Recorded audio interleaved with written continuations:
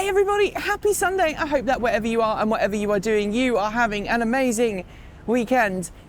I can't do a chicken update or in fact a garden update, partly because my chickens and my garden are like the other side of the country right now, but everything appears to be doing well. All of the broccoli and the cauliflower are doing great. I have trained my wife to water the plants and she's been watering them every morning, so I know that everything's going just fine back at home.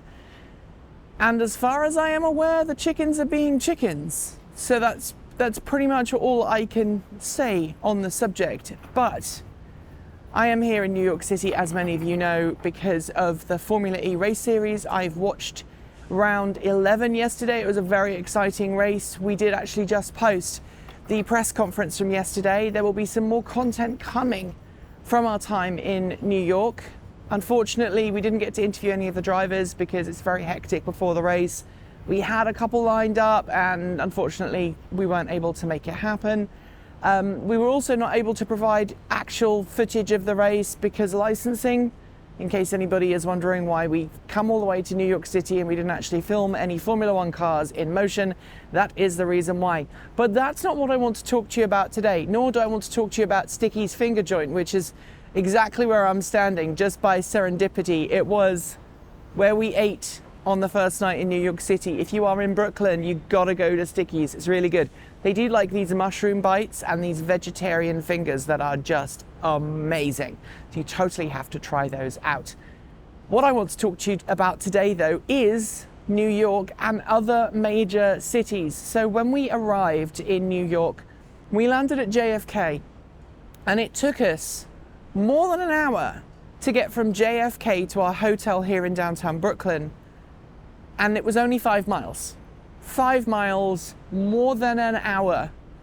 You could have walked almost and still got there quicker than you did in a car. And it's got me thinking, you know, COVID has taught us how we can reclaim our streets for people, for pedestrians, for people who live here, and making cities more bike friendly. And one of the things that's really hit me about Brooklyn is how many awesome bikes there are in the city. Amazing electric bikes, amazing electric scooters. There's one behind Michael right now. All of the food delivery places, guys and gals turn up on these incredibly customized electric bikes and scooters and they deliver food. And that has to be a cleaner space. Now, obviously, it's Sunday morning when we're filming this, but during the week, this street packed with cars, absolutely incredible amounts of noise. You can't go anywhere very quickly. Because it's a Sunday morning, it's quiet. But being able to transform the city so that the guy on the shared bike can actually ride on the pavement, ride on the road rather than ride on the pavement. So I would love to know how you would like to see our big mega cities, our metropolises, redesigned for a future where we don't use cars to get everywhere. I know New York is not a city where everyone owns a car, but a large proportion of people still own cars. There's loads of car garages and specialists, and I think it's still a very important thing. Cars are still very important for people. So I would love to know today how you think cities like New York could actually make themselves more friendly for cyclists, for pedestrians, for communities, for kids who want to play in the street, for scooters, for e-mobility, and push cars and trucks out. Would you, for example, make certain streets pedestrian only, and you focus instead on making the big thoroughfares for cars and banning cars elsewhere? Would you put more money into public transit? We are literally right by the J Street Metro. And would you want to invest more in the metro, the underground, wherever you happen to be? Or maybe you think that boring company style tunnels are going to become a thing where people are no longer driving above the street, but maybe they drive underneath. I would love to know your thoughts, because the one thing that Michael and I have noticed while we've been here is just how the aroma of New York is primarily caused by the sheer number of vehicles that pass through, the pollution. You only have to look at some of the buildings. This one's been recently worked on, but the one across the street here has got loads and loads and loads of pollution on it.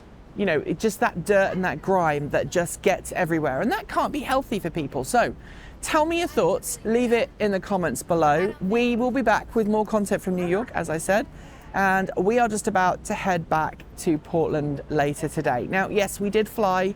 We normally do try and drive, but for this one, it was just a little bit too far for us to drive. But the next couple of events we're going to be doing, we will be driving in the F-150 Lightning, so it is proof that we do use them wherever possible. That is it for today. If you liked the video, please consider giving it a thumbs up and sharing it with your friends.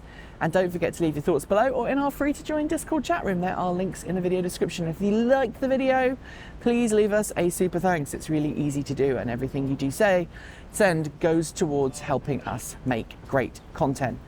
Thanks on behalf of the entire crew go out to everybody who makes this show possible. That includes everyone who supports us on Patreon and YouTube, as well as those who just watch and share. And if you are a supporter at the charged up level, you'll see your name right here on my right hand side.